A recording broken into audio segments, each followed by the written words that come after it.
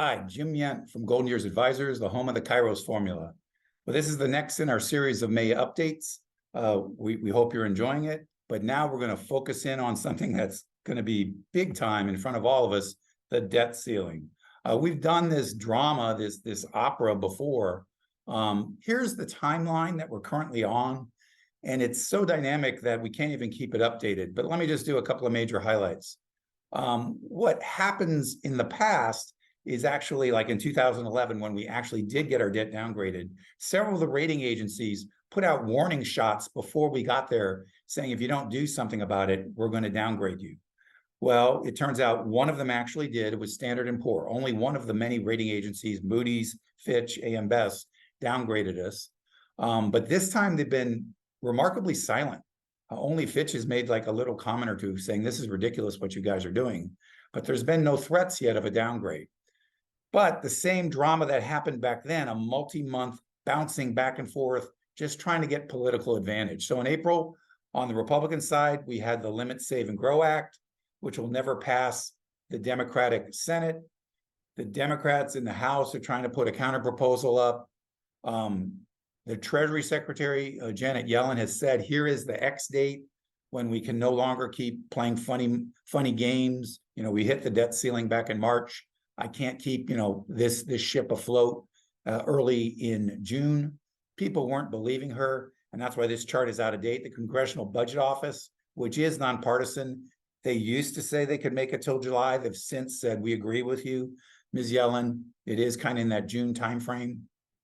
So that is the real X date. What's not on this chart also is President Biden is trying to get the adults in the room.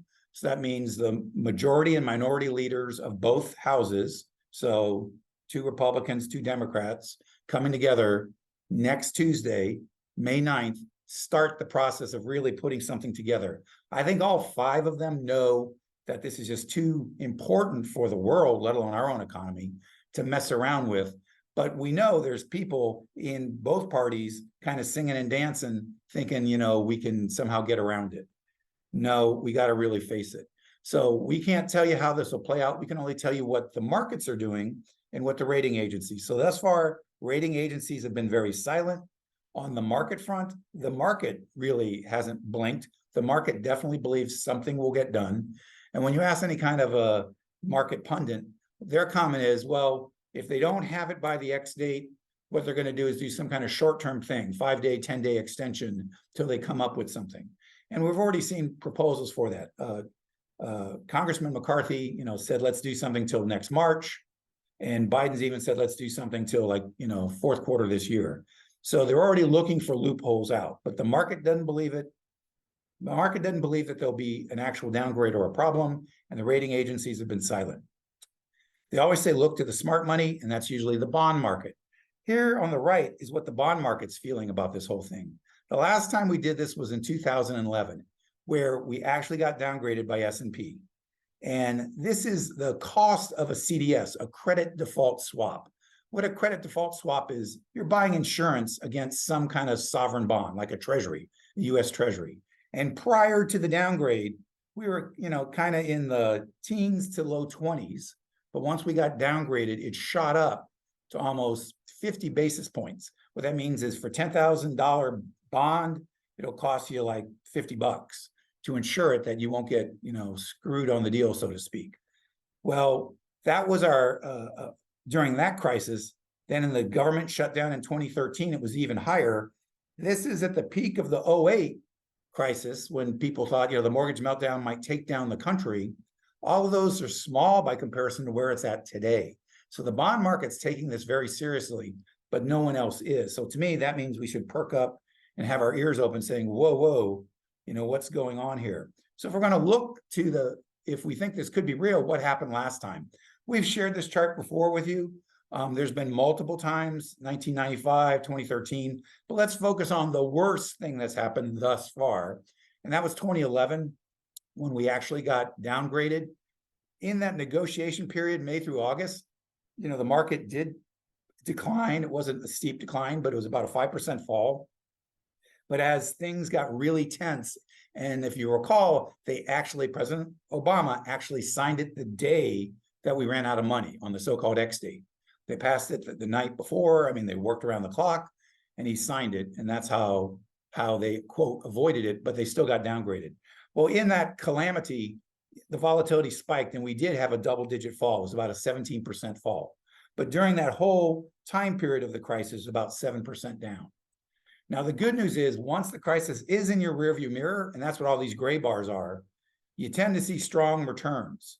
So, for instance, in 2011, it was over a 10% return over the next 12 months, and it's been even higher in several other situations. So let's see. But to us, this is one of the risks that we're approaching. And we think there's ways that the portfolio is positioned now, as well as other steps we could take to mitigate that. And we'd love to talk that with you if you're interested. So that's on the debt ceiling. The second one that we hear a lot about is, the dollar's gone to hell. The dollar is no longer going to be the reserve currency any day now. Look what the Saudis are doing. Look what China is doing. Look what Europe. I mean, it's just India. They're just comments like that. So here's just a simple question I like to ask people. So if you feel that way, and I know why you feel that way, because that's what the news bombards us with. Do you think the dollar is stronger now, or was it stronger 20 years ago? Most people would say 20 years ago it was stronger.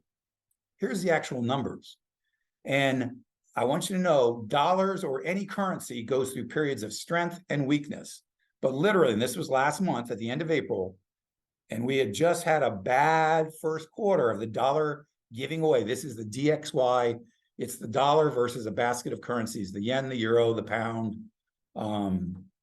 the kroner, the franc. It's a series of currencies, all that it's pitched against. So we, even after the steep decline that's happened so far this year, it's still 2% higher than it was 20 years ago. So I know we feel bad, and the news kills us, and politicians alone kill us with what they're saying and doing, but the dollar is actually stronger than it was then. But we'll see as it proceeds. So here's what it really takes for the dollar to not be the currency of choice. And it's a slow process. But here's the dollar, the euro, and then the renminbi, yuan, China, right? You need a stable political system. They all have that. You need a big economy and a lot of prospects that it's a growing economy. It's still going to be around. You got that.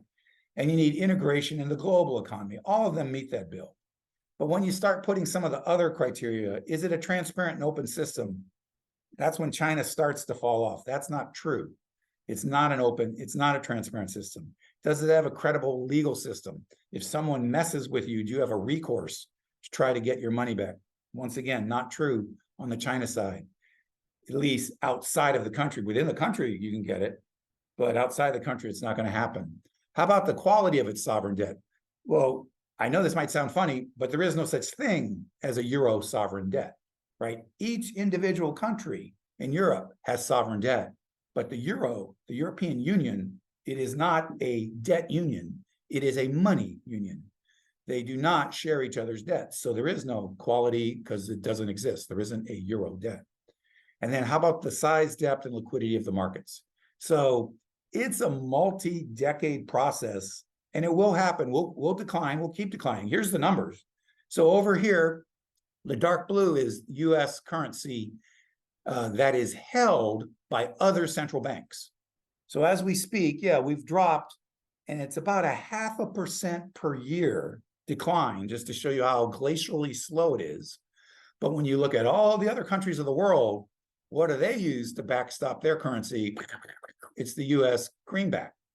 It's the US dollar, and it is shrinking. And just to put it in perspective, that green up there, that's the yuan, that's the Chinese renminbi, and that's the percentage. So that's what the central banks use to back up their money. More importantly, this is the transaction flow. Of course, in the United States, it's all US dollars, but in Asia, it's in the high 70s. In Europe, of course, the euro is a bigger way that they're swapping. That's why they tried to create a monetary union. But when you look across the rest of the world, we're in the high 70, approaching 80% of all transactions are still dollar denominated. That's not going to go away soon. So I understand the concerns, but it's multi-decade. So that's the last of our risks going forward. The next and final segment what's this mean to your portfolio? Please stay tuned.